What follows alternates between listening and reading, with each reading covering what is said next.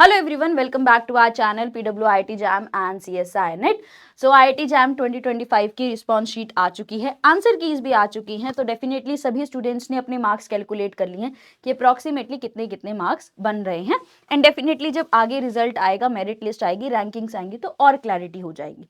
तो अब जो मेजर कंफ्यूजन है कट ऑफ कितनी जाएगी, तो पहले तो इस चीज को समझिए, IIT JAM में आपके मार्क्स से ज्यादा आपकी रैंक मैटर करती है, क्योंकि रैंकिंग के बेसिस पे आपको एडमिशंस दिए जाते हैं।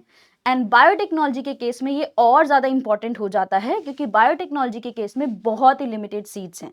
अगर आपने प्रीवियस वीडियो देखी होगी जहां पर सीट मैट्रिक्स को डिस्कस किया गया है, तो अगर आप ध्यान से देखो तो IITs, NITs और आइसर्स को मिला के ही बायोटेक्नोलॉजी स्टूडेंट्स के लिए 150 सीट्स बनती हैं। एंड ये 150-60 सीट्स जो हैं वो अप्रॉक्सीमेटली आपकी जो डिफरेंट कैटेगरीज है, general, OBC, SC, ST, PWD में और ज्यादा डिस्ट्रीब्यूट हो जाती हैं, तो वो और ज्यादा हमारे लिए मुश्किल होता है। तो एक पहले कट ऑफ वाला क्राइटेरिया देखते हैं और आपको समझाते हैं। तो अगर मैं पास्ट ईयर के एग्जाम्स को देखूं और इस साल के क्वेश्चन पेपर्स को देखूं, तो मुझे बायो वाले पोर्शन में 2-3 क्वेश्चंस ऐसे लगे जो थोड़े से डिफिकल्ट थे कंपैरेटिवली टू लास्ट ईयर। तो आई एम एक्सपेक्टिंग कि हो सकता है कि थोड़ी सी कट ऑफ नीचे चली जाए, थोड़ी सी जो रैंकिंग्स है उसमें चेंजेस आ जाए। तो कट ऑफ को समझो, हम एक्सपेक्ट करें कि जर्नल की जो है 40-45 जाएगी, OBC 35 to 39, SC ST PW 25 to 30। ठीक है, तो इस तरीके से बनती है।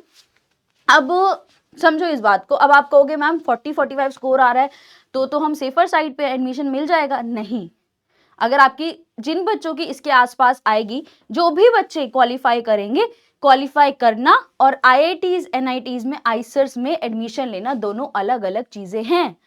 अगर मान लो 40 जिन बच्चों के 40 से ज्यादा स्कोर हैं, 200 बच्चे 150 जिनके भी आ रहे हैं, बट इतनी सीट्स नहीं है, तो रैंकिंग्स के बेसिस पे एडमिशन होता है, ना कि इसके बेसिस पर। तो आपको जो मेजर फोकस रखना है अपनी रैंक्स पर रखना है। कट ऑफ के अकॉर्डिंग आप अंदाजा लगा सकते हो कि क्वालिफाई हुआ या नहीं हुआ, but admission would certainly be on the basis of rankings. तो अच्छे से एनालिसिस कीजिए, आपका सेफर स्कोर क्या बन रहा है, क्या आप रैंकिंग्स में सेफ हैं।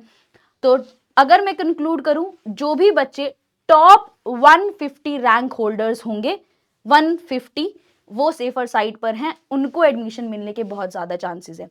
तो अपने एनालिसिस को अच्छे से कीजिए एंड जो फर्दर ऑब्वियसली CUET PG आ रहा है उसके लिए अच्छे से प्रिपेयर कीजिए। All the very best, thank you so much.